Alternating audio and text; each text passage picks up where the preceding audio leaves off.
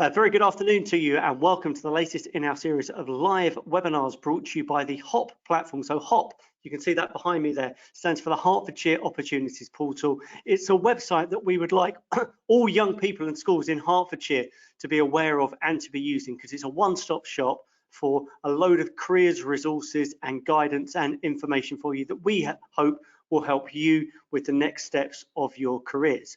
So the purpose of these webinars is to give you the opportunity to hear directly from some experts who work in a particular careers field. They can share their stories and experiences for you and hopefully inform you and give you some really good insights into their jobs and their industries, which will help you with your next steps.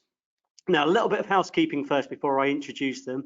So this webinar is being recorded live. It's Thursday, 4:30. So firstly, well done for those of you that have come home from school or college, registered for and logged into this webinar. We really hope it will be useful for you. By watching this live, you have the advantage that you can interact with us and our panelists today. So anything you hear from them or any questions you have as we go through, you can ask them. And the way that you do that is by text, really. So on your dashboards that you should have on your screens now, you'll see there's a questions tab.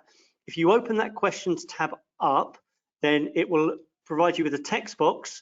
You can type your question into that, and then that will come straight through. It'll only be visible to me, and then I will forward that question. So you'll be completely anonymous asking those questions. So do feel free to do that and do take that opportunity to ask them. As I said, the webinar is being recorded, so if you can't stay with us all the way through to the end of it, that will take us through probably to a little bit till 5:30. Then you will be able to watch it back on our YouTube channel, which you can see. So you can see on the screen at the moment the HOP website details and some of our social media handles. So the YouTube channel on there, hop into, you'll find we've recorded nearly 100 of these webinars about a range of different topics over the last few years. So we do think there's something on there for everyone. But without any further ado, I would like to hand over to our panelists to introduce themselves to you, and that will set the tone really for this webinar. So first of all, very good afternoon to Hannah. Thank you so much for joining us. Could you tell everyone a little bit about you, Hannah? Yes, thank you. Thank you for having me. I'm Hannah Hope. I'm a women's health nutritionist and I'm based in Hertfordshire. I've been doing this for a little while now, and I studied for 3 years at college in London to do this, but I think we'll talk about it at some point, but I had a bit of a circuitous route into nutrition. I think everybody has their own paths that lead them here. I had my own health journey, but I started off doing a degree in history of art, so it's been a long process. Absolutely, thank you, Hannah. We'll definitely come back to that and we'll delve further into your background and your route into the role you're doing at the moment. Very good afternoon to Emma Smith. Hello, thank you for joining us, Emma. Hello, thank you for the lovely welcome. Yeah, I am a practice support mentor lead and legacy allied healthcare professional. So I support all of the 14 different allied healthcare professions, and dietitians are one of those. And I'm a dietitian by background, so I qualified about 10 years ago and have worked at various different jobs within Hertfordshire. In fact, I was born and grew up in Hertfordshire, so it's really nice to be talking to people who maybe were who I was in that seat a while ago. Absolutely, thanks. And Emma, just for everyone's benefit, which school did you go to in Hertfordshire? I went to John F. Kennedy School in Hemel Hempstead. Okay, well, we've certainly had some students watching from JFK this season so far, so there may be someone from JFK watching this at the moment who absolutely may be sat in the very same seat that you sat in once upon a time as well. And then moving on, I say to your colleague, but the NHS is a huge operation, which we'll come on to. But Abby, thank you for joining us. Tell us a little bit about your role in dietetics. So my name is Abby Glass. I'm a dietitian in the west of Hertfordshire, and I went to University of Leeds to study that. I have been a dietitian for 6 years and currently am a team lead in Hertfordshire in the community team. Okay, thank you very much for those introductions, everyone. Now, first of all, I was pre-warned. I'm not going to say which of the panelists pre-warned me about this, but the prospects of getting a dietitian and a nutritionist in the same room and agreeing on things, I was told would be a very difficult challenge. So we will try, but that leads us into perhaps what would be a really good opening question, which I'm going to ask Emma to answer for us. What's the difference between a dietitian and a nutritionist? So a dietitian is professionally registered with HCPC, which is the Healthcare Professions Council, and it means that they are able to provide dietetic information to people, nutrition information, and are governed by a professional body. Typically, someone would have studied at university to gain this qualification, but there is also an apprenticeship route. To have the title as a nutritionist, you don't necessarily have to have had the same level of study as Hannah has had. So there are some people who call themselves a nutritionist, but perhaps have done a very short course, so 2 hours online, and are then giving out information about eating to perhaps somebody who's quite vulnerable and would really like to be helped, but the knowledge that person has to deliver that information may not be there. I very much know that Hannah is not in that boat and very much has earned the title of a nutritionist. There is the British Nutrition Association, and they have accredited nutritionists. Hannah, correct me if I'm wrong, of course. Yeah, feel free to jump in, Hannah, with a bit more about the nutrition side of it if I haven't covered anything. That was very diplomatic of you. Thank you. No, you're right. So a nutritionist isn't a protected title. So you can do a degree in it. You can do more of a vocational sort of college diploma in it. Or like you said, you could do not even a 2-week course in it. So, you know, but we do also have professional bodies and, you know, insurances and things like that. So, you know, I think there is that to look at when you're looking for a nutritionist. But yeah, like you said, dietitians, they have to have a degree and they're able to work in the NHS. And that's not something necessarily that nutritionists can do. Sure. Okay. Well, look, we will cover some of these differences soon. But I mean, Abby, let me bring you in because I mean, you're obviously flying the flag for dietitians today, but I know you've got close friends who are nutritionists as well, and have got perhaps some very varied roles within nutrition as well. So could you just try and explain some of the similarities between what a dietitian and what a nutritionist might do?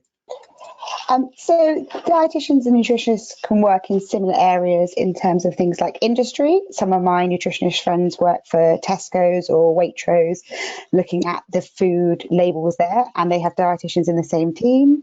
One of my friends works for a company looking at school menus. She's a nutritionist, but there's dietitians in that team as well.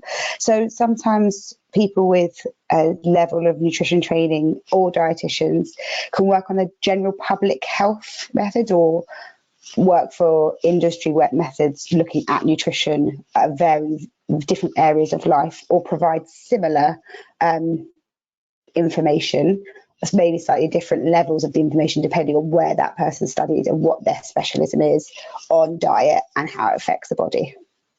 Sure. Okay. And then Abby, let's take this, make it very personal to you. Let's think back to the genesis of your career pathway. What was the first point? And look, maybe you could timestamp it by a particular year group you were in, or whether it was, you know, whilst you were doing GCSEs. At what point did you think this was a career that interests you and it was something that you wanted to pursue further?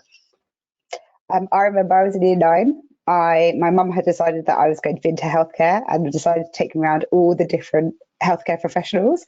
I loved food. Her friend happened to be a dietitian, so she's like, right, go talk to her. And everything I heard about it, I loved it. I like to go to talk to people about how to make their life better and easier through food. And I was like, that's it. I'm definitely going to do that. So I went along and did some work shadowing, loved it even more, and then looked at what I needed to do, what subjects I needed to do to get to the next level in that career.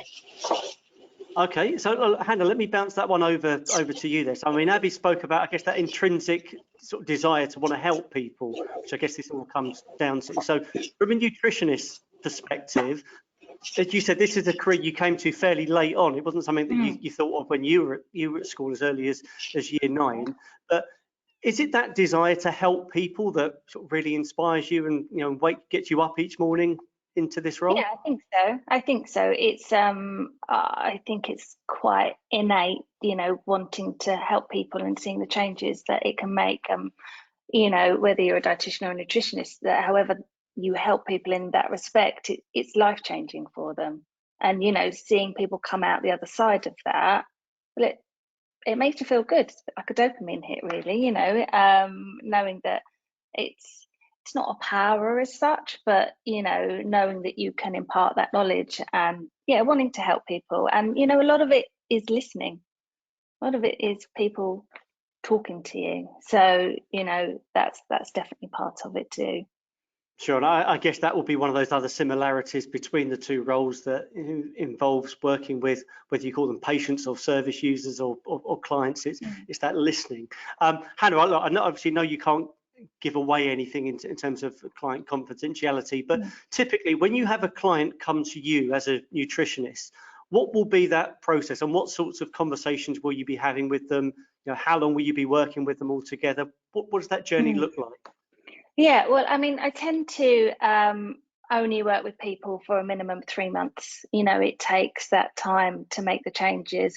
When I initially see somebody, that consultation will last up to 2 hours. So it's a really long time. And you know, people want to come and see you. They've made that choice. So it's not like they've been referred to you or they have to come and see you. So they spend that 2 hours and it's quite exhausting for both of us really, but they tell me all about their health history, their medical health history, their family, you know, different things in their timeline that might have happened to them if they've had accidents. They talk to me about how they sleep, what they eat, what their lifestyle's like, what the stresses in their life, and we go through all of that. And then, you know, we decide if they need any functional testing, which is something as a nutritionist you can do.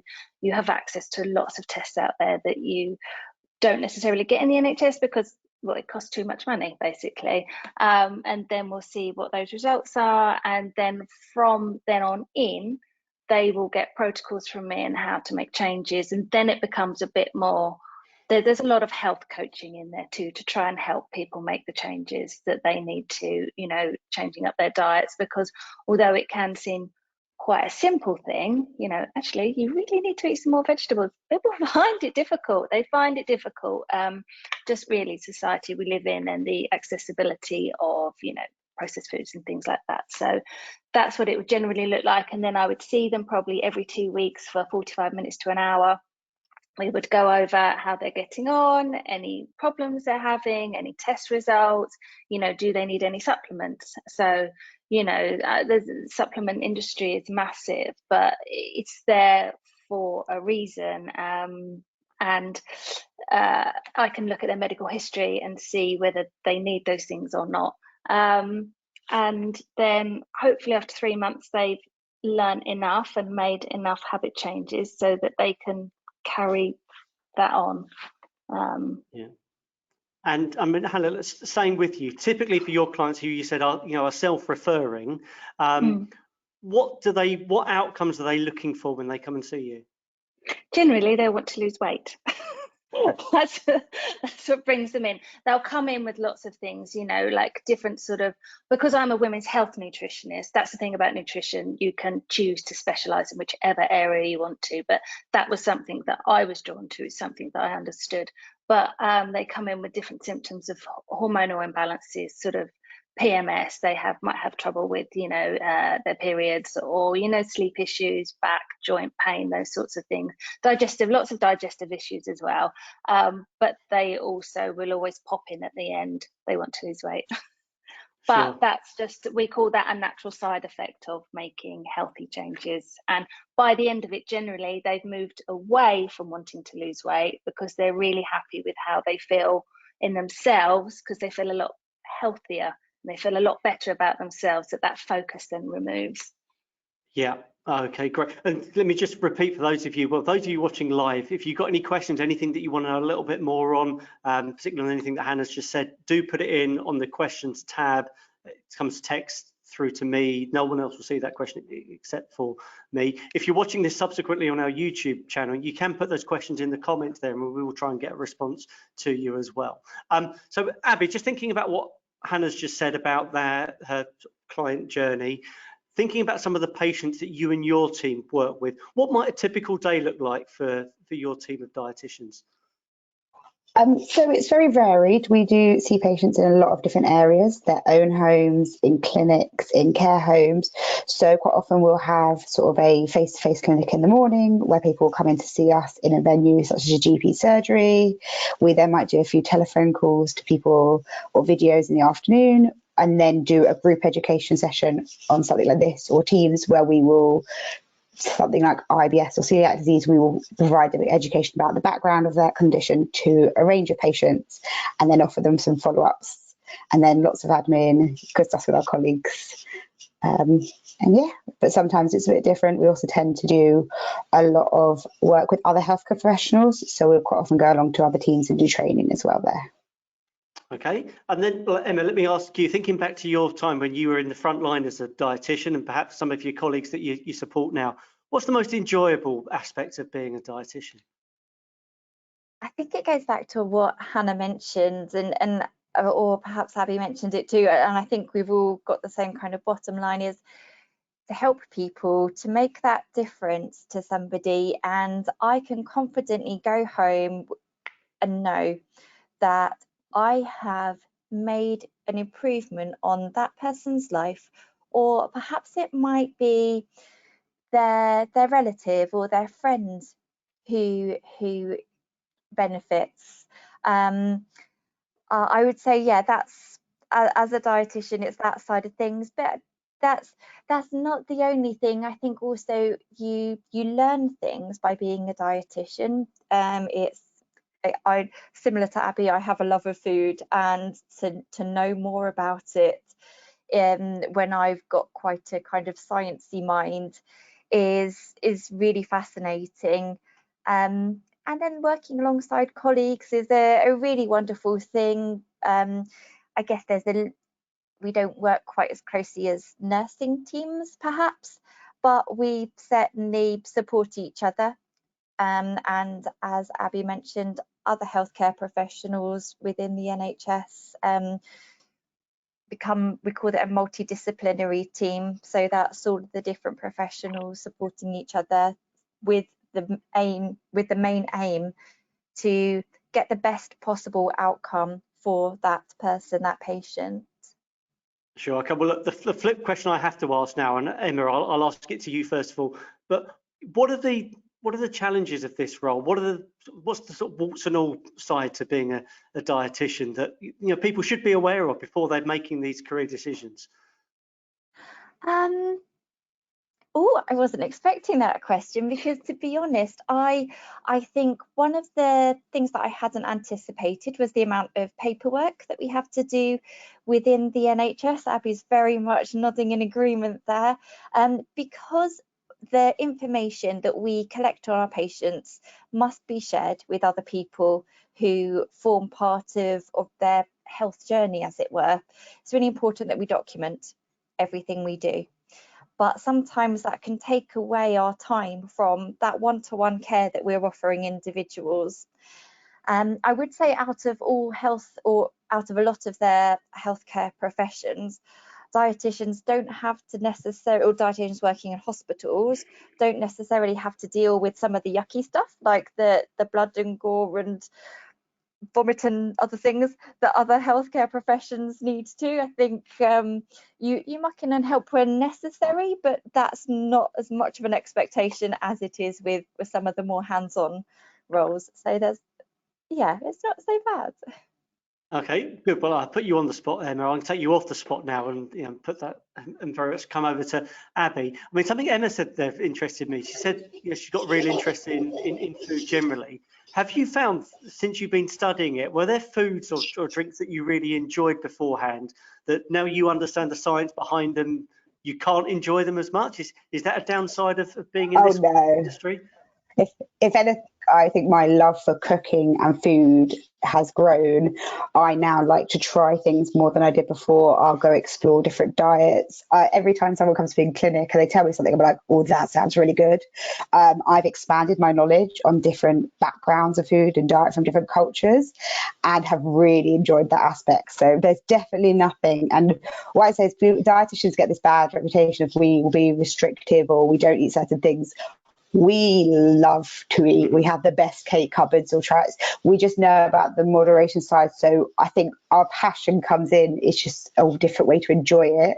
But it has allowed me to try more and experience more foods, I think, than I would have ever done before dietetics. So what about for you, Hannah, from a nutritionist angle? Are there particular foods or drinks that you've been sort of turned off because of your knowledge of them now? Yeah, definitely. You know, Diet Coke, don't have that anymore. That's like messy for your gut. But I think actually my training is, well, my own digestive issues is what led me to become a nutritionist, because I couldn't get any help anywhere else from it.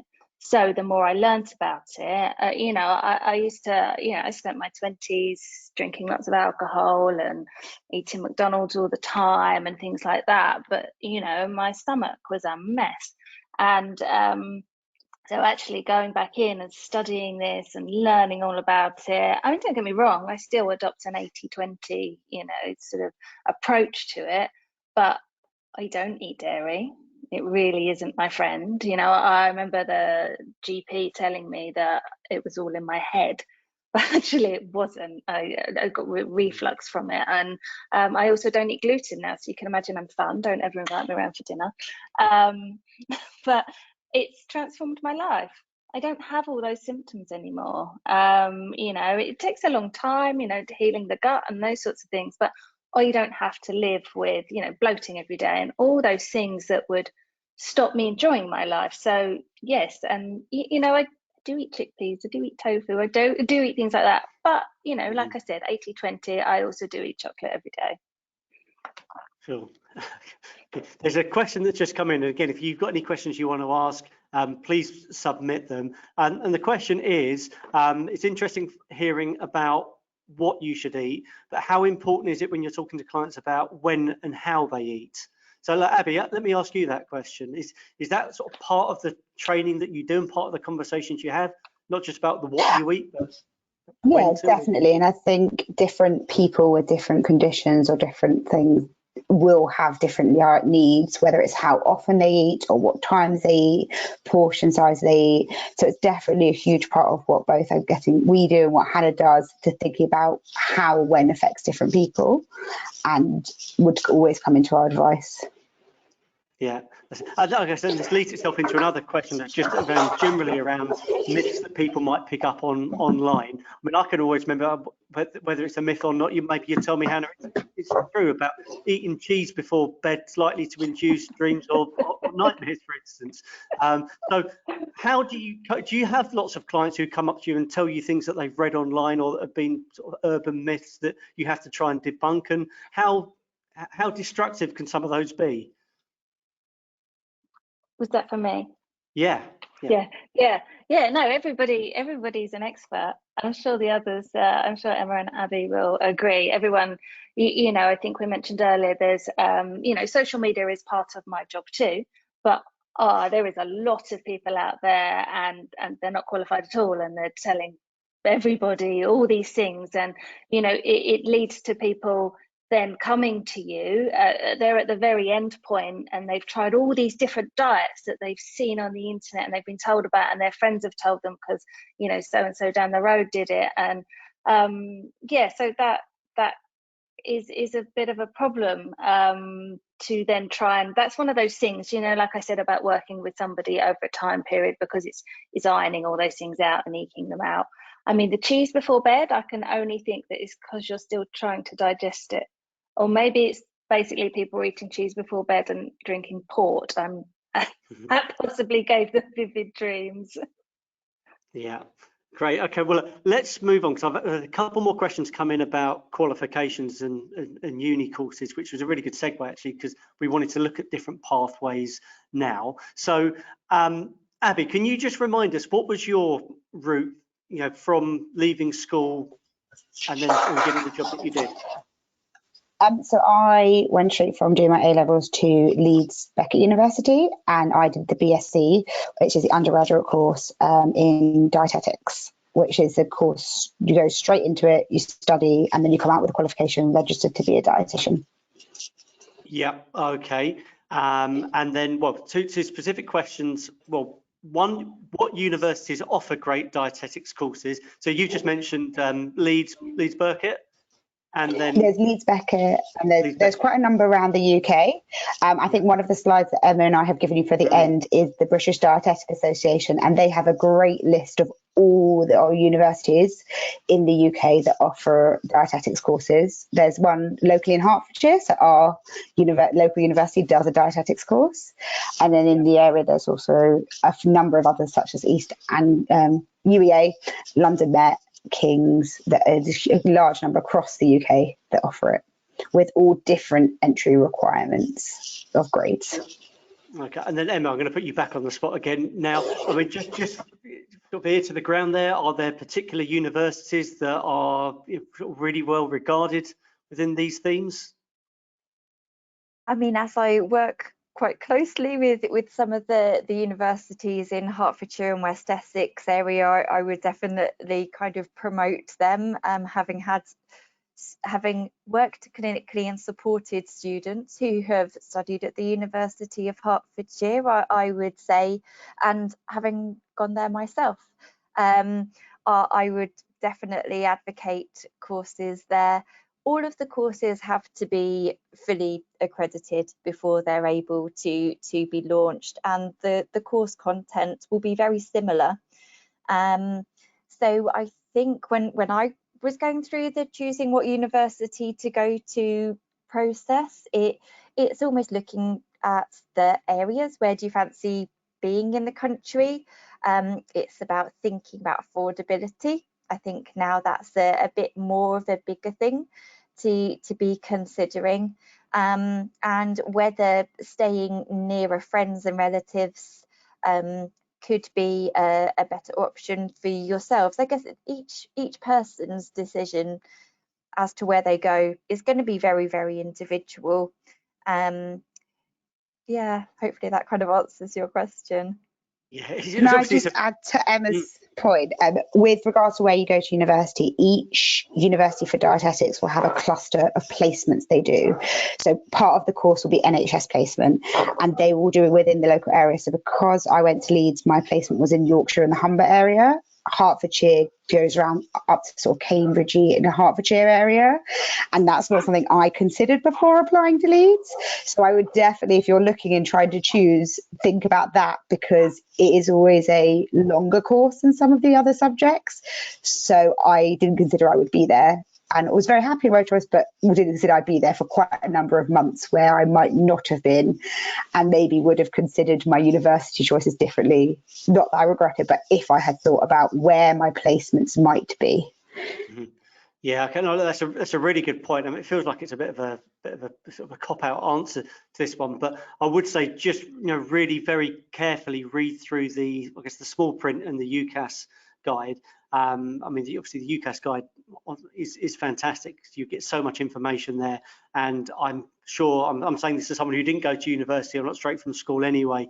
But Abby, you can kind of nod your head if you agree with this, or shake your head and tell me otherwise. But going to visit universities and actually going to those open days and asking questions of the tutors and lecturers, I'm sure is really valuable as part of that research process. Hannah, let me come to you. Definitely. Yeah, sorry, no, go on. Yeah, go on, elaborate. I definitely agree, because you get a feel of what the campus is like and what the course is like, and they will be slightly different at all places, and that would make up a big choice in whether you would be happy there or not. And because the course structure is very similar in dietetics, it will be down to whether you like the university. But local in Hertfordshire, Secondary has a great course. Yeah, Good. Okay. We always try and keep these very Hertfordshire centric, so if it might suit you if you want to stay at home, or even you can live on campus in Hatfield. So there are opportunities there for you locally as well as going out nationally. Hannah, now of course, you said you went into a completely different career in industry when you left school, but obviously you found nutrition now, or nutrition's found you. If you were going back to 15, 16, 17, and you knew that nutrition was what you were going to go into, do you think you'd have gone on to study that at university? Are you aware of any particular courses that may have been most beneficial for you? Yeah, well, way back when I did mine, I don't think nutrition was probably such a big thing, but I'm very aware of the universities now. I'm looking at this with my own children, so I agree. Go look at them, go look at the courses. But if I was 17, if I was in year 13, looking to apply to universities now, well, Hertfordshire.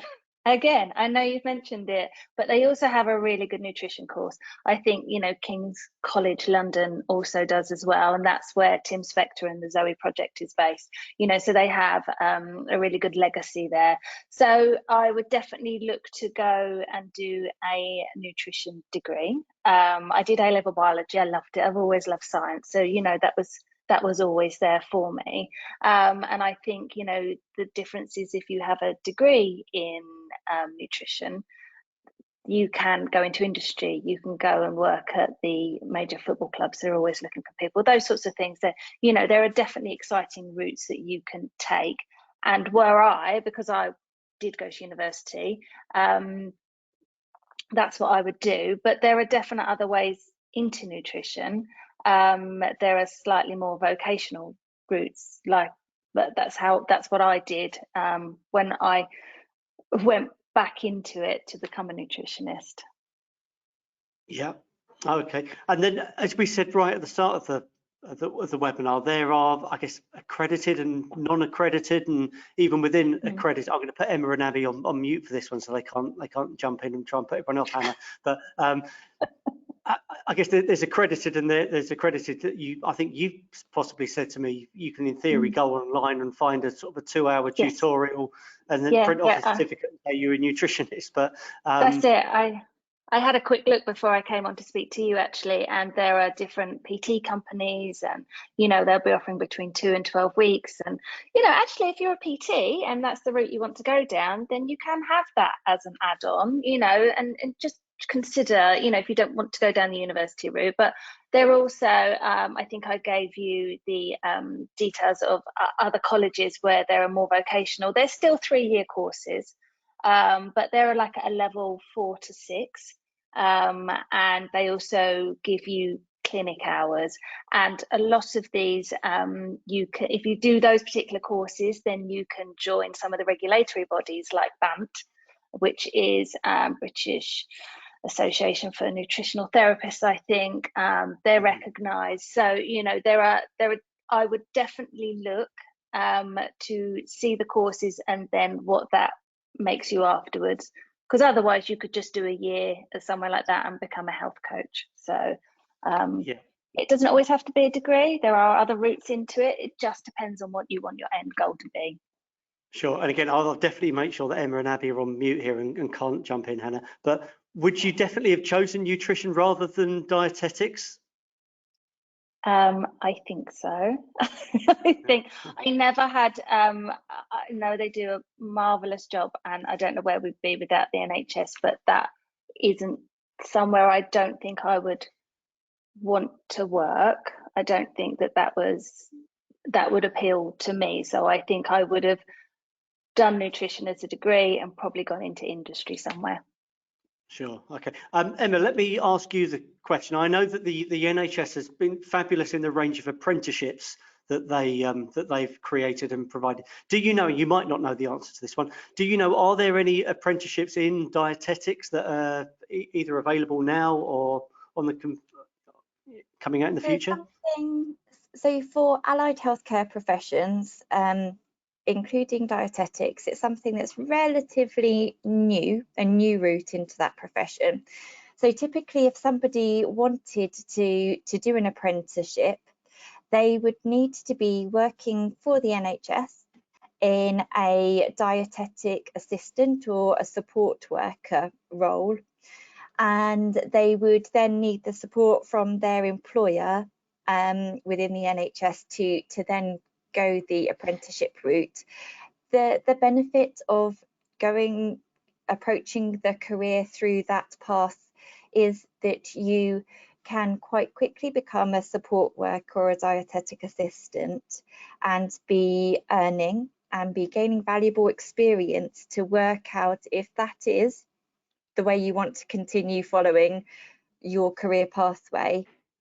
And it opens up other opportunities to think about other NHS professions before you invest your time and your learning in a qualification.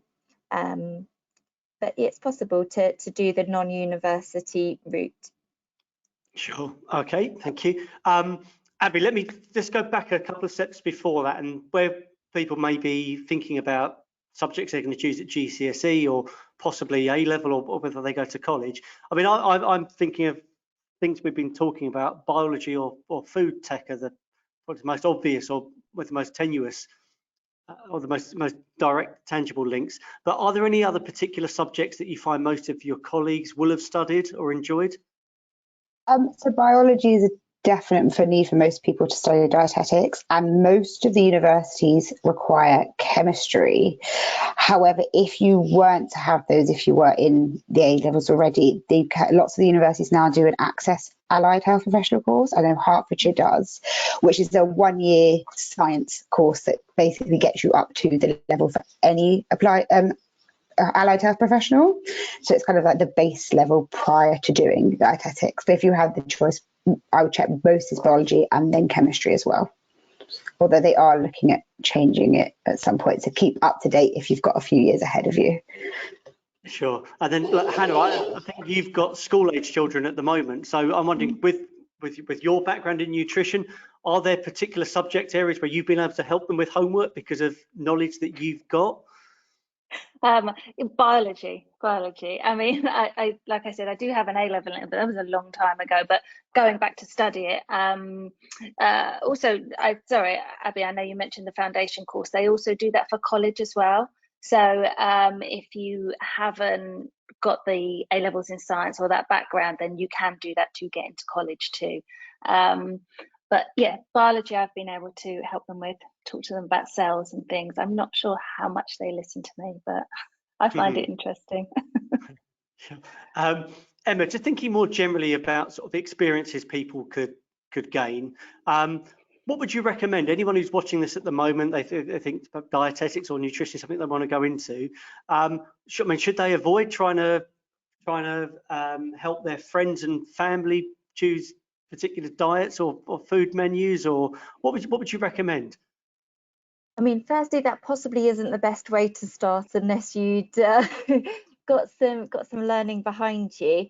I think the first thing to look out for is attending things like this webinar and other opportunities that arise through things like, there's a place called the Healthcare Academy locally, where there are different opportunities that are circulated, including work experience.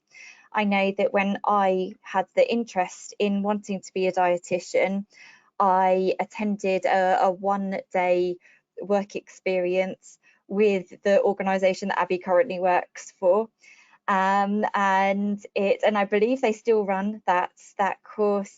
So it's just a kind of way to sample and hear more than what we're able to provide you with today about what a day in the life of a dietitian could be like. I spent some time working in a hospital as a volunteer. I supported people eating, and that helped me kind of concrete my interest in wanting to work in healthcare and to want to work in anything to do with food. So those are really valuable experiences, and I think keeping your eyes and ears open for those opportunities, and don't be afraid to knock on the door of an organisation to say, look, this is what I really would like to do or learn more about, because dietitians are needed. There are vacancies out there. You will be able to get a job. I might be skipping ahead a bit, sorry, but you'll be able to get a job, and people would welcome you with open arms if providing it's the right time that suits them, because they've got big clinical caseloads to weigh up, as well as helping you kind of shadow them or learn about their role. But there's a big push to make sure that the NHS workforce has got people coming into it, and fresh minds, people with new ideas, new ways of thinking. A lot of innovation is being promoted, and so I would say approach people and say, can I shadow you? Can I spend some time with doing some work experience? I think you'll hopefully find you're not turned away. Mm-hmm. Yeah, no, okay, there's some good points there. And it was actually a good segue, Emma, into the next couple of questions I was going to ask. And one that's come in, and I'm going to ask this one to Hannah. So the question is it hard to find jobs in nutrition? How is it best to go about finding jobs in the industry? Now, Hannah, I suppose, first of all, I'm going to point out that you work for yourself, don't you? So you've set up your own company. Yeah, exactly. And was that because it was difficult to actually find a job in it, or were you always determined this is something you wanted to do by yourself?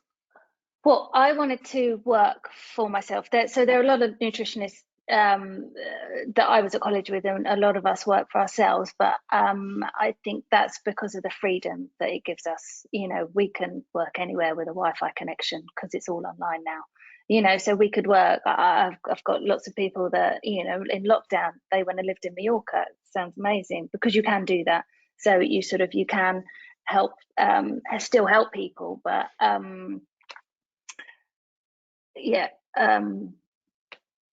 sorry.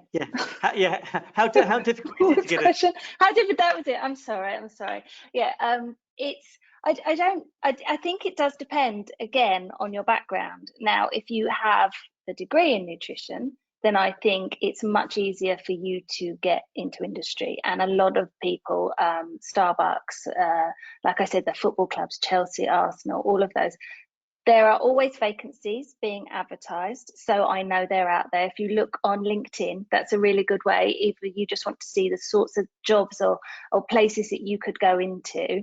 I'm sure at 15, 16, you're not going to be looking at LinkedIn, but if you wanted to know, you know, where you could go, then you will need a degree for that.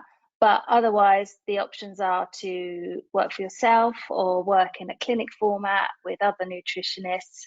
There will always be opportunities, and if you're self-employed, the difference is you have to create them for yourself. So it's a little bit harder and you have to be motivated, but you also have a lot of freedom to do what you want, set your own hours, charge your own fees. For sure.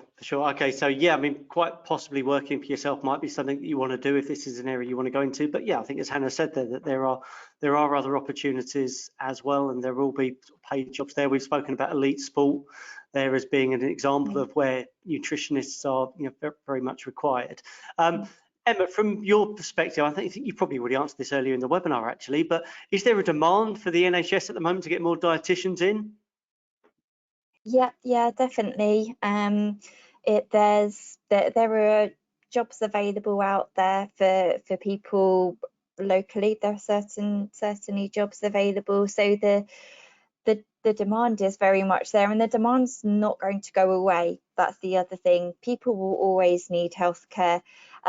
Yes, there's a lot of misinformation and worry about the status of the NHS, but at the end of the day, it's been here a long time and it's probably not going to go away. So the NHS is a very kind of secure way to know that you're making that kind of investment in your future. So even if you started off working as a dietitian and as I've done change route, then there's opportunities there for sure. Okay, and then Abby, I mean, Emma and you, like, it's good examples. You've come in as dietitians. You've both, you know, progressed upwards. You've both got management responsibilities now. Are there any other obvious areas that dietitians will progress into as a result of that initial training and experiences that they gain? I think because most people who progress up in the NHS have started off somewhere in the NHS, there's loads of different opportunities. I have friends who've gone into catering in the NHS, management in the NHS, or running into like student training, please, or into other parts like public health in the NHS. So I think once you're in and you have that qualification, whether you stay within dietetics or you use those skills elsewhere, there are so many routes open to you, such as Emma's done, where you can move into something else or use the same thing once you started. Because there are always these different jobs, people always move up and around. There is always different opportunities that you might not have considered before. Yeah, and then I mean, Hannah, does anyone ever cross the divide and go into dietetics if they're a nutritionist? I'm sure they do. I think we were talking about the other day, weren't they? You could be a dietetic assistant and then move into it. I don't know anybody personally that has done that. But I think what you were saying about other routes, even for nutritionists, I have people that I was at college with. One of them is massive on TikTok, has done really well, has, you know, millions of followers. She's written a cookbook. Somebody else I know has set up a genetic testing company. You know, there are other people just work one-to-one with clients. So I write a lot, actually. I write a lot. I've been in all the national newspapers, I've been in magazines. That's the bit of my job that I really enjoy, actually. I really love doing that. So there are other routes coming out rather than possibly just one-to-one with clients. So like Emma and Abby were saying, there are other things that you can do with our qualifications.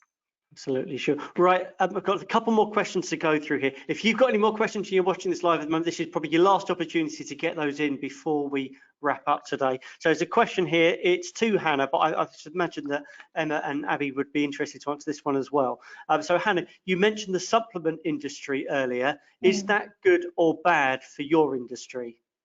I think it's great. I think it's a great addition. The only trouble with it is that it's unregulated.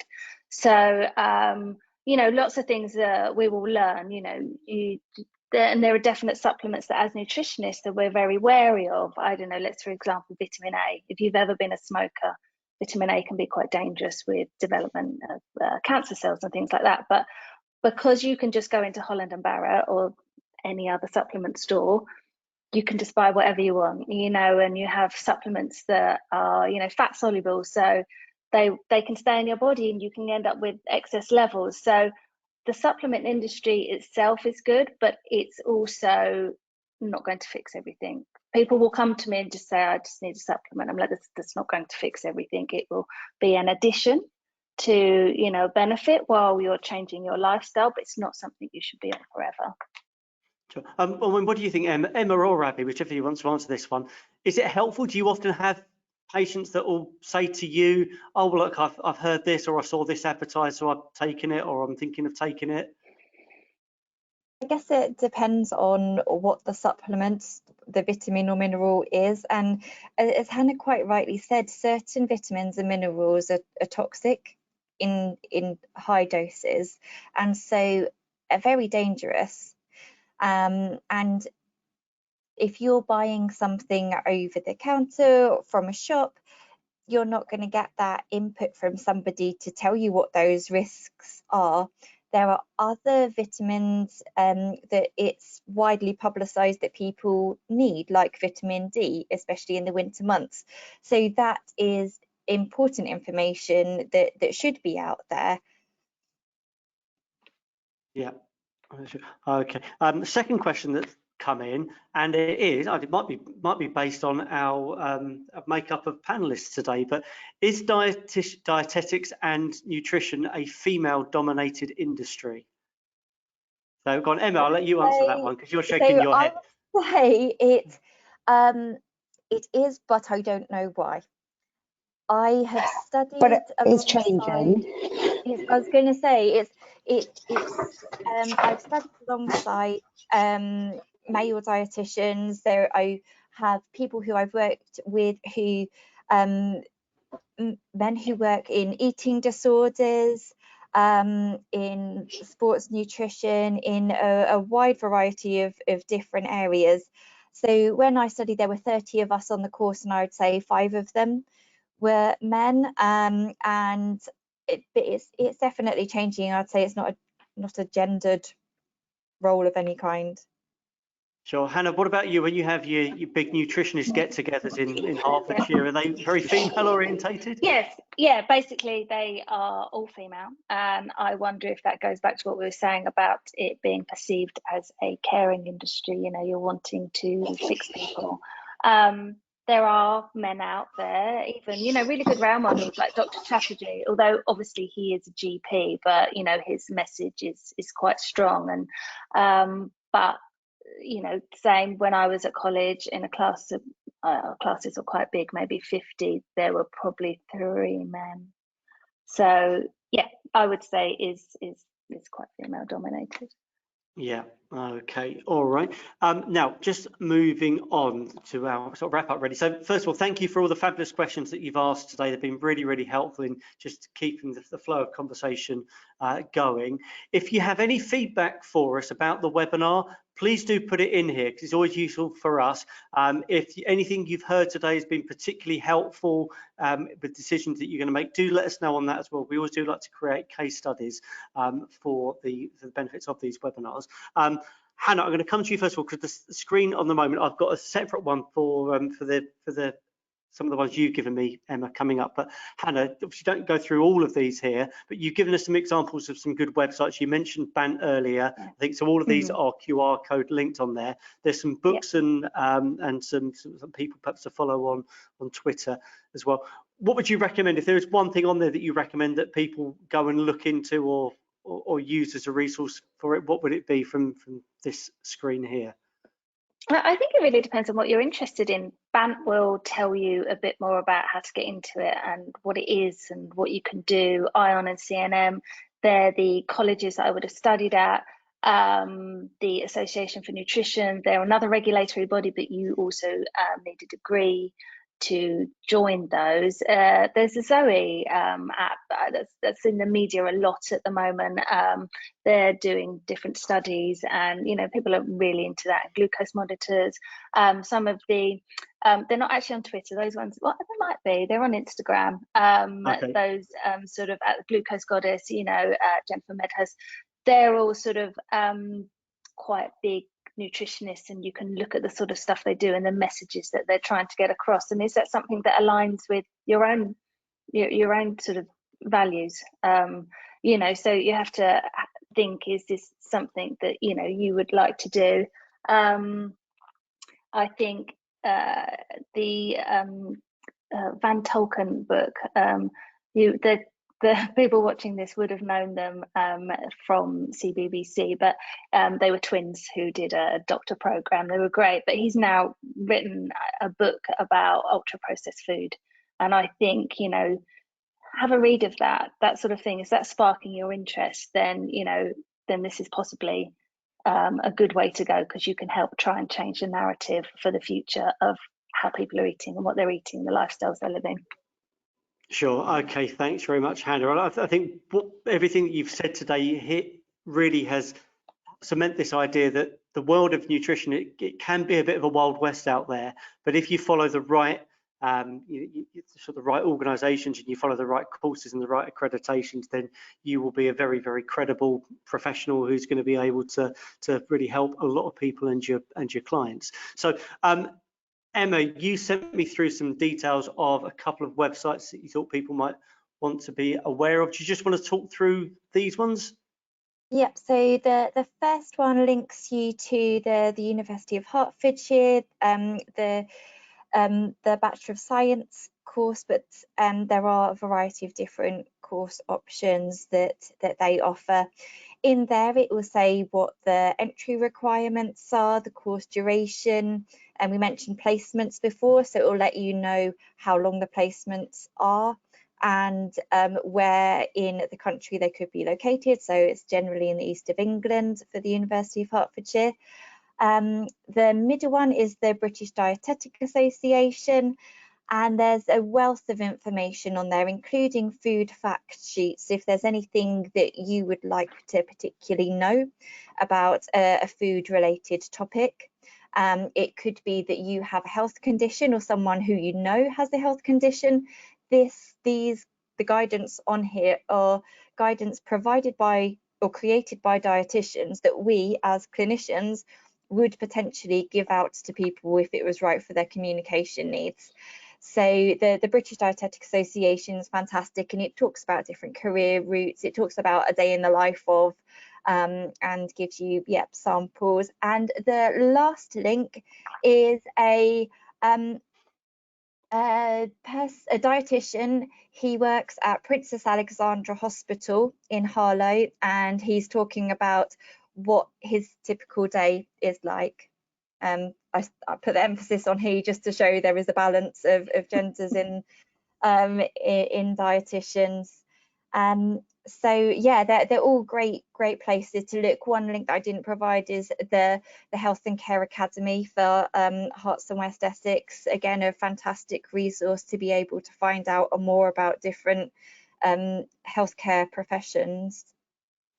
Sure. Okay. Thank you. In fact, I just had some feedback here. Hannah, it said that Van Tolken did a talk at the Royal Institution that was recorded and is on the website about that book. So the person said they went to it and it was amazing. So if people wanted to watch it, they would totally recommend. So yeah, good. So finally from us, just before we wrap up, the QR code in the top left corner of your screen now, that will take you through to our virtual encounters site on the HOP website. So again, please do familiarize yourself with HOP. Please tell your teachers about it at school, tell your family and friends about it too. On the virtual encounters, we've got nearly 100 of these type of webinars that we've recorded over the last 3 or 4 years. Just fairly recently this term, we've done a session on becoming a web designer, on becoming a personal trainer, which there may well be some links to some of the things we've spoken about today, on set and prop design. Coming up in the next couple of weeks, we're doing a session about working as a visual merchandiser and careers in a leisure centre. So there's something on there. I guarantee there's something on there for everyone. There will be a career on there that someone will be interested in. So look, in wrapping up today, let me just first of all thank those of you that are watching, particularly those of you that are watching live and so have contributed with your own questions and thoughts as well. But most particularly, can I thank our fabulous panelists for giving up their time and for sitting in the same virtual room as each other, which I thought might have been a bit of a challenge at the start, but they have got on really, really well with each other today. So thank you to Abby and to Emma and to Hannah. Thank you so much for your insights today. Thank you. You're very welcome. Thank you. And then we wish the rest of you all the very, very best with your future careers and the future decisions that you will make over the next few years. So have a very, very pleasant evening.